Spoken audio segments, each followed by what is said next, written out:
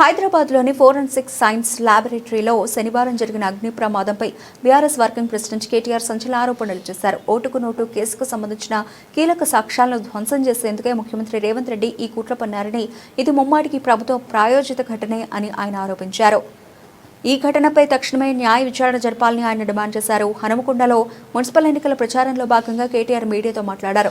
ఓటుకు note case తుది తీర్పు దశకు చేరుకున్న సమయంలో సాక్ష్యాలను శాశ్వతంగా నాశనం చేయాలనే దురుద్దేశంతోనే ఈ ప్రమాదాన్ని సృష్టించారని అన్నారు. మీరు చూడండి ఒక్కసారి ఎంత ఎంత కట్టుకథలాగా చెప్పారంటే స్టోరీ వీళ్ళు నిన్న పొద్దున ఇగో ఇది వాళ్ళు నిన్న విడుదల చేసిన press release. Director TGFSL Telangana forensic laboratory వాళ్ళు విడుదల చేసిన ప్రకటన తూతూ మంత్రంగా ఏం పెద్ద నష్టం కాలేదు, కొన్ని సదుపాయాలకే నష్టమైంది, ఈ ఘటనలో ఎలాంటి ప్రాణ నష్టం కానీ ఎవరికి గాయాలు కలగలేదు అని మొదలు తూతూ మంత్రంగా డైవర్షన్ గేమ్ లాగా స్టార్ట్ చేసింది. కానీ ఏమైంది, ఒక ఇన్స్పెక్టర్ గారు పాపం ఆయన కొద్ది నిజాయితీగా పనిచేసినట్టున్నాడు. ఆయనకు ఎఫ్ఐఆర్ రిజిస్టర్ చేయమని ఆయనకు లోకల్ ఆ ల్యాబొరేటరీ వాళ్ళు కంప్లైంట్ ఇచ్చారు. శ్రీనివాస్ రెడ్డి అని కంప్లైంట్ ఇచ్చిండు, పి శ్రీనివాస్ రెడ్డి. ఎఫ్ఐఆర్ నమోదు చేసిండు.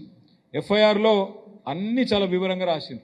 వాళ్ళు ప్రెస్ నోట్లనేమో ఏం జరగలేదు, అంత మంచిగానే ఉంది అన్నట్టు, ఏదో తక్కువ నష్టం జరిగింది అన్నట్టుగా బుకాయించే ప్రయత్నం వాళ్ళు చేస్తే, ఇది ఫస్ట్ ఇన్ఫర్మేషన్ రిపోర్ట్. ఇందులో చాలా స్పష్టంగా ఏం రాశారు అంటే, ఎఫ్ఐఆర్లో పొద్దున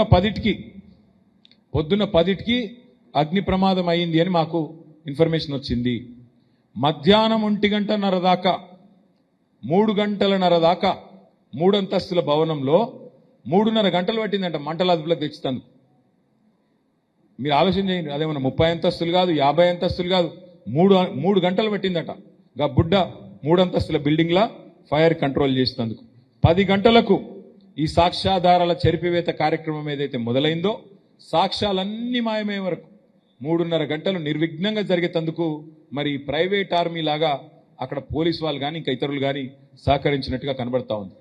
3 అంతస్తుల బిల్డింగ్లా ఫైర్ ఆపేందుకు 3:30 గంటలు పడుతుందంటే, ఇంత ఎఫెక్టివ్ ఫైర్ డిపార్ట్మెంట్ ఉంది మనకి, వాళ్ళకి 3:30 గంటలు పట్టిందంటే ఎవరైనా నమ్ముతారా?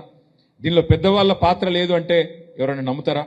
అంటే కేవలం ఇంకా విచిత్రం ఏంటంటే, ఇక్కడ మొదటి అంతస్తులో ఫైర్ ఆపడానికే 3 గంటలు పట్టిందంట, మిగతా అంతా కలిపి అర్ధ గంటనట. ఆ మొదటి అంతస్తులోనే అసలు కీలకం ఉంది. ఈ రాష్ట్రంలో శాంతి భద్రతలకు సంబంధించి, పెద్ద పెద్ద నేరగాళ్లకు సంబంధించిన ముఖ్యమైన కేసులకు సంబంధించి అతి ముఖ్యమైన ఇన్ఫర్మేషన్ అంతా స్టోర్ చేసేది ఈ ఫోరెన్సిక్ ల్యాబొరేటరీ.